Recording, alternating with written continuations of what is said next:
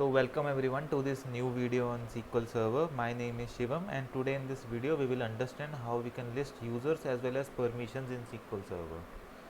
So other than this we will also cover how we can list different objects in SQL Server. So without any further delay, let's see the table of content that we are going to cover in this video. So first we will understand how we can list users in SQL Server. Then we will also see how we can list logins in SQL Server. Then we will also see how we can list roles and permissions in SQL Server. And other than this, we will also understand how we can list different user defined objects in SQL Server, including functions, stored procedures, views and tables. So without any further delay, let's move to the first topic and understand how we can list users in SQL Server. So listing out users, logins and roles in SQL Server are pretty easy. Now in this video we will understand this approach by two methods. First by using SQL Server Management Studio, and don't worry if you are not using SQL Server Management Studio, we will also cover queries that we can use to get the list of users, logins as well as roles. So we already have a detailed article related to this topic. All the queries and examples are already explained in that article, and the link of that article will be available in the description box. So let me guide you how you can use the queries from our article. So once you open the given link, it will open an article on how to get list of users in SQL Server. So in this article we have covered that many topics, and you can also navigate to any topic using this table of content. From here we can easily navigate to any topic. For example, let's understand how we can list users in SQL Server. So I will navigate to this topic. Now in this we have explained two methods to list out users in SQL Server. First is by using a query and second is by using Management Studio. So this is the query that we can use to list out users. Let's copy this in the Management Studio and understand this.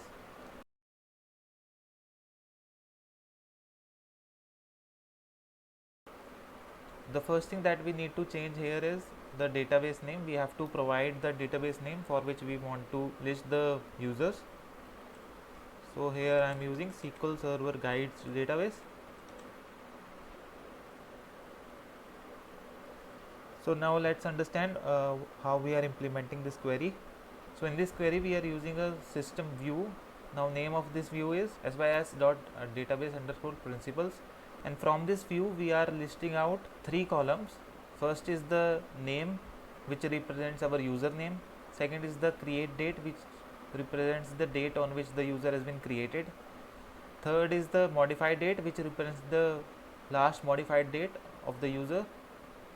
And the fourth column is type description. This column basically describes the object type.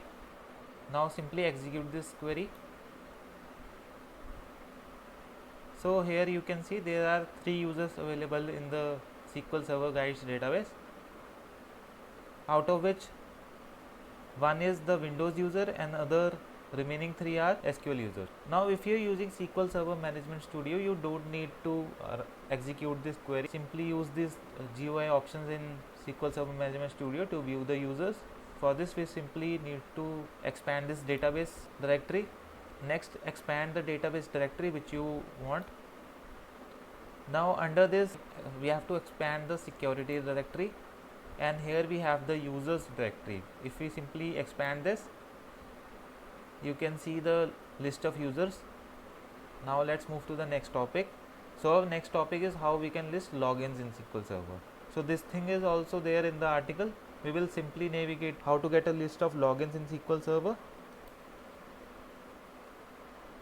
and from here I will copy this query. Let's paste this query in the Management Studio. Now in this query we are using some other catalog view whose name is sys.server_principals, and we are listing out two columns from it. First is the name, which represents the login name, and second is the type. And after this we are using a where clause to basically filter out all the logins. and after this we are ordering the result based upon name and type. Now let's execute this query. So here you can see there are total 11 logins available in the SQL Server instance. Now these logins are of different types. For example, Windows group login, Windows login, SQL login. Now let's understand the second approach by how we can list out the logins using SQL Server Management Studio without executing any query. So for this, first you have to expand your server instance. So under the server instance, you have to expand security directory, and under the security directory we have another directory with name logins. So if you expand this, you will get all the list of logins available in your instance. Now let's move to the next topic. So our next topic is how we can list roles in SQL Server. So again we can easily get the query from the article. From the table of content we will simply navigate to how to get list of roles in SQL Server, and this is the query that we can use. Let's copy it in our Management Studio.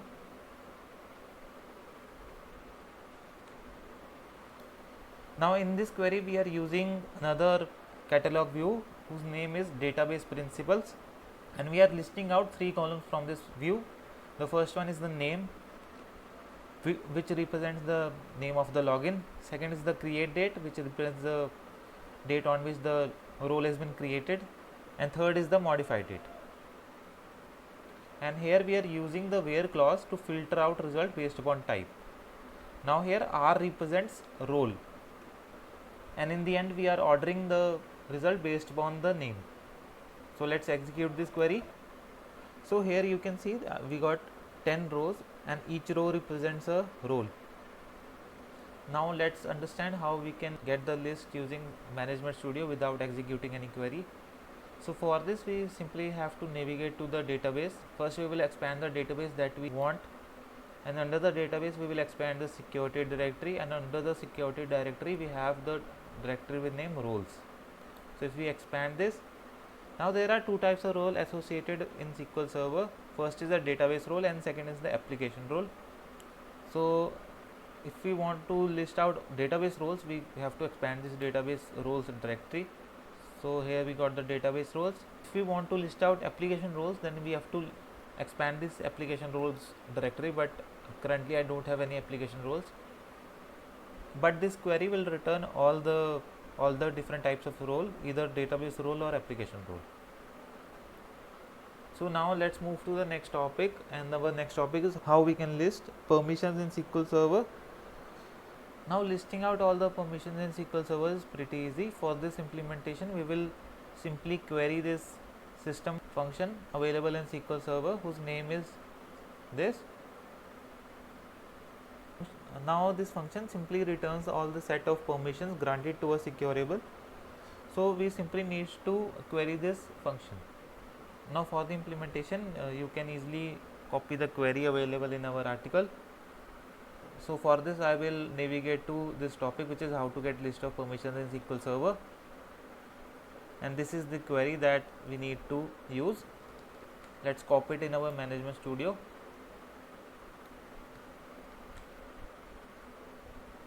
So here we are simply querying this system function, and we are listing out all the available columns that it will return.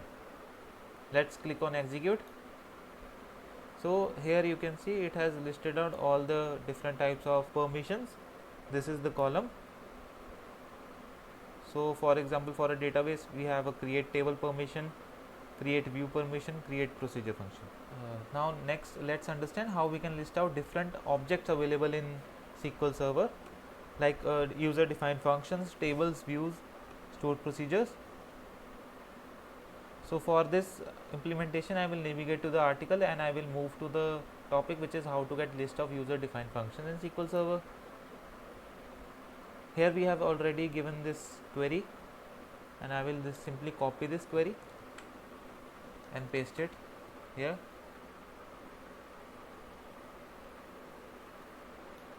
Let's understand this query first. So first we have to specify which database that we want to use. So I am using SQL Server's guides database. After this, we are using the select statement to query a system table. So this is a system table with name sys.objects. Now this table contains the data related to all the objects which are created within a database. Now these objects include all the things like functions, stored procedures, views, etc. So and we are simply using the select statement to query this system table, and we are listing out 3 columns from this. First is the name of that object, second is the schema name of that object, and third is the type of that object. And in the query we are using the where clause to filter out all the results based upon the function. Let's click on execute, and here you can see, so I have 2 user defined functions available in the SQL Server Guides database. Now let's understand the next topic. Next, let's understand how we can list out user defined views in SQL Server. So for this implementation we can use the same query, just we have to make some minor modification in it. So all the user defined views in a database are stored with a type description character as v. So let's execute this query. So here you can see I have only one user defined view available in the SQL Server Guides database. So next, let's understand how we can get a list of user defined tables in SQL Server. Now for this implementation we can use multiple queries. There are multiple queries that we can use to execute this task, but for the current execution I will stick to the same objects system table. And now we will simply change this type from v to u. Here u represents the user defined tables. So if I click on execute, let me change this one name to table name. Now let's click on execute. So here u basically represents user defined tables.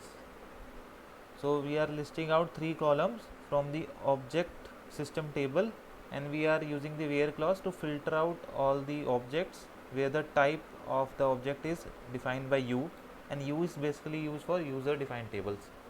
So we have 4 tables in the SQL Server Guides database.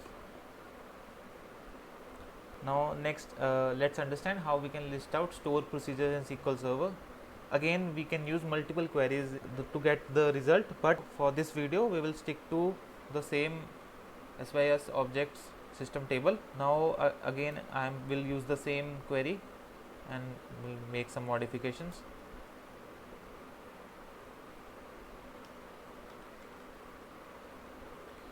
Now as u defines user defined tables, and if we define p here, so p basically represents stored procedures.